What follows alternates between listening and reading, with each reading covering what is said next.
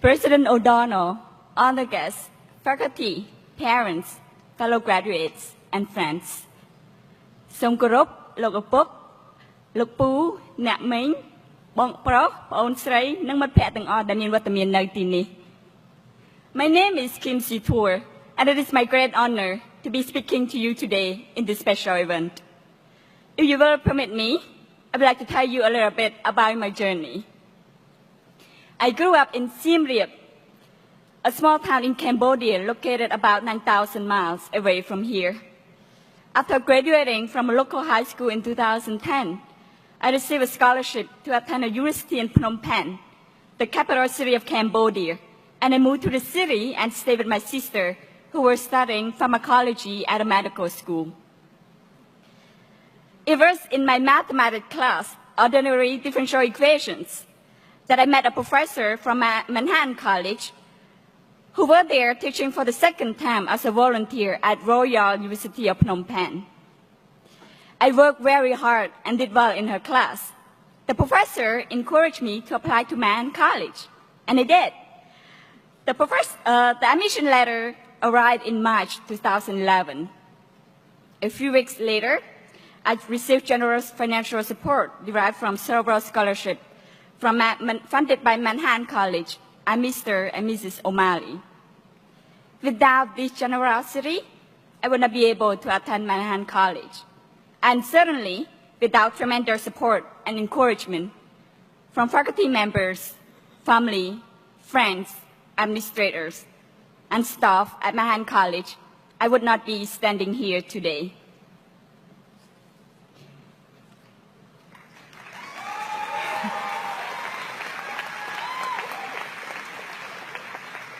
It has been 4 years that I have called Manhattan College home.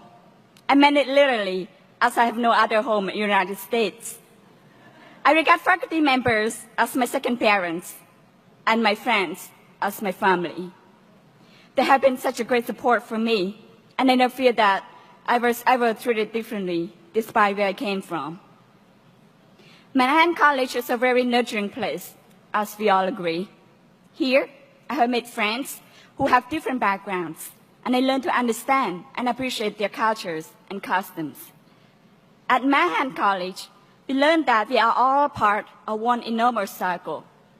The spirit of cooperation is well promoted, as Lasallian education is one of the largest educational networks in the world.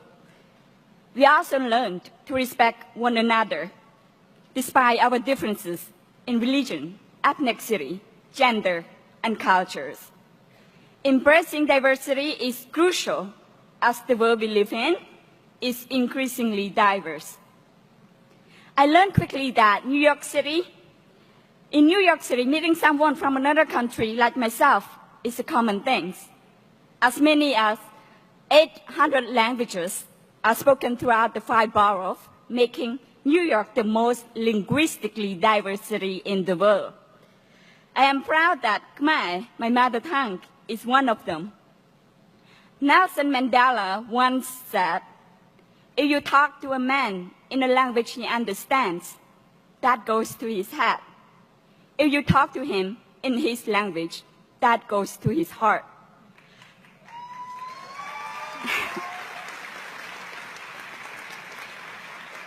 I speak in English today in the hope that more hearts will hear me. As often as newcomers are to embrace New York as their new home, they are eager to share stories about their past. There are many stories we can learn just by meeting people and engaging them in dialogue.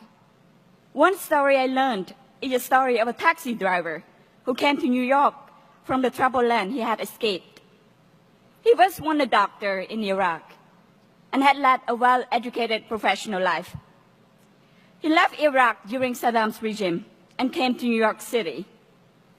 Today, he works as a taxi driver at all hours of the night to support his family.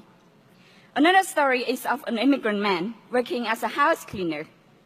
I read his story on one of my favorite blogs, Human of New York. He reflected his past and said, it was very tough at first. Moving to a new country is like being born all over again. You are just like a baby. You can't move, you can't speak, and you don't know the culture. By taking the time to listen to their stories, we learn to understand and appreciate who they are.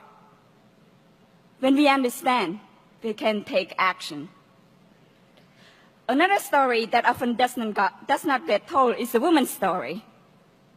A Pakistani girl and a Nobel Peace Prize winner, Malala Yousafzai, was shot because she stood up for education. Malala is one voice of millions of other girls who love education but not given the opportunity simply because of where they were born. Do we know that there are currently 66 million of girls who are out of school today? In many societies, education for girls is regarded as unnecessary and a poor investment. Here is an example. When a girl turns 12 and lives in poverty, her future is out of her hands. In the eyes of many, she is considered a woman, but is she? She faces the reality of being married at age 14, pregnant by age 15, and to have the family survive, she might be forced to sell her body. It is not the life most of us would imagine for a 12-year-old girl. I am myself from a country where girls are not expected to get higher education.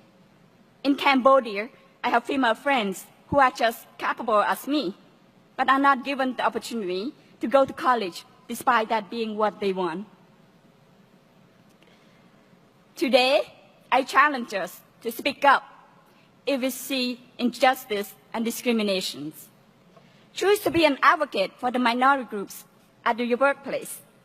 With our Lasallian education, we could touch many lives of those who have no voice and those who need help. Let me come to an end with Malala's quote. Let us pick up our books and our pens. They are our most powerful weapons. One child, one teacher, one book, and one pen can change the world. Thank you, and again, congratulations.